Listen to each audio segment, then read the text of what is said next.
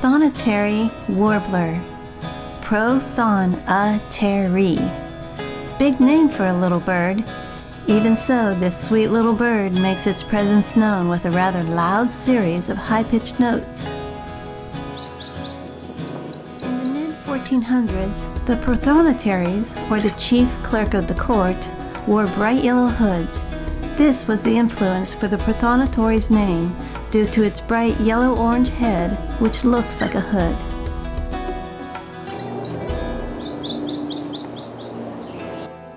The Prothonotary is in the Parulidae family of the New World warblers.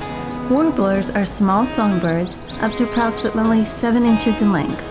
New World warblers are brightly colored as opposed to Old World, which tend to be drabber in colors. Like other warblers, the Prothonotary loves eating bugs, spiders, and butterflies. It favors living in swampy, wooded wetlands and will build a simple nest in a hole of a standing dead tree. The male will start a nest with some moss, and once he attracts his mate, she will then finish the nest to her liking. Prothonotary has a shorter tail and legs than other warblers. It has bluish-gray wings, and its little black eye really shows off from its beautiful bright yellow face. How did you first learn about the Prothonotary Warbler? I first found out about that bird at the Fort Worth Nature Center, and that's where I saw it for the first time, and I photographed it for the first time. It had such a gentle nature about it, I just fell in love with it. I was in my second year of photography, and definitely not really knowing much, just self-taught, and I just I saw those photos and I thought, you know, I've got something here.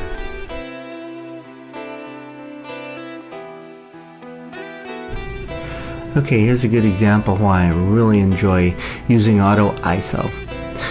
It lets me control the camera's exposure compensation and shutter speed while the camera is controlling the ISO. As you see, the bird's moving into deeper shadow, moving into a little light, a little shadow, a little combination. That's a nice shot.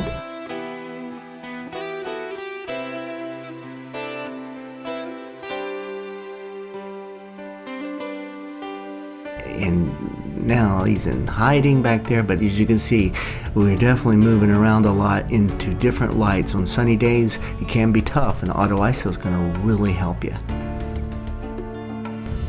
Shooting this guy on a cloudy day is going to give me an opportunity to get some really nice pictures with some pretty good detail because he's going to be up close.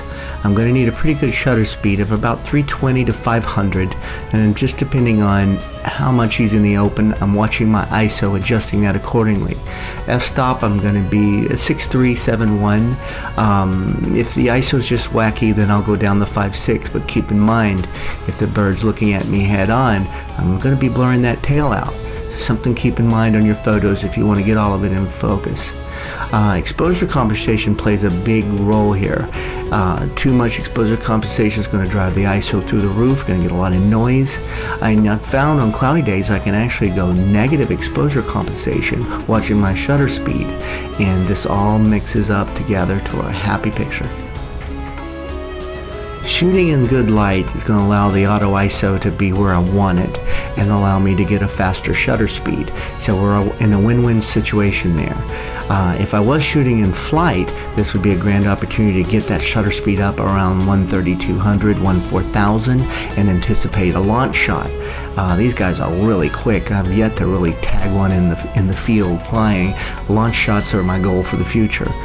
This setting here, you're looking at around 1.500 to 1.800 would be okay. Once again, he's moving around a lot, so you're going to be hand-holding and moving a bird is going to be tough. So you want to get a pretty good shutter speed there. So I suggest 500 to 800.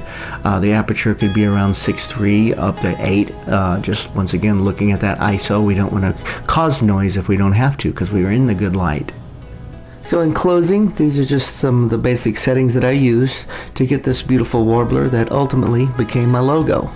Hope you enjoy our video. We'll see you out there.